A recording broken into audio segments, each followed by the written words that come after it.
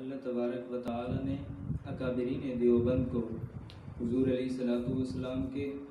ساتھ بڑی محبت، بڑا پیار اور عشق عطا فرمایا تھا۔ مولانا حسین احمد مدنی رحمۃ اللہ علیہ کا واقعہ منقول ہے کہ مولانا حسین احمد مدنی رحمۃ اللہ علیہ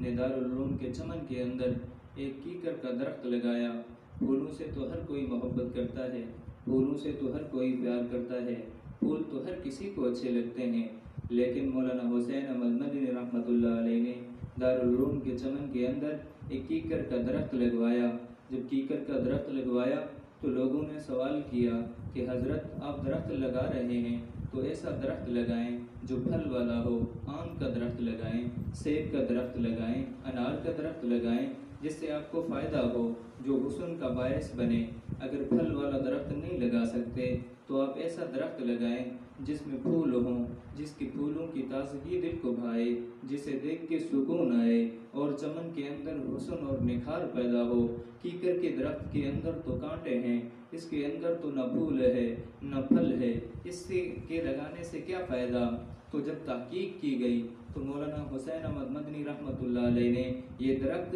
حضور کی محبت کی وجہ سے، اس کیکر کو درخت کو حضور علیہ السلام کے ساتھ نسبت تھی، جس کی بنا پہ حضرت مدنی رحمۃ اللہ علیہ نے دارالعلوم کے چمن کے حسن کو اس کیکر کے درخت کے ساتھ بڑھایا ہے۔ تو جب تحقیق کی گئی، تحقیق سے پتہ چلا جناب رسول اللہ صلی اللہ علیہ وسلم نے کیکر کے درخت کے تحت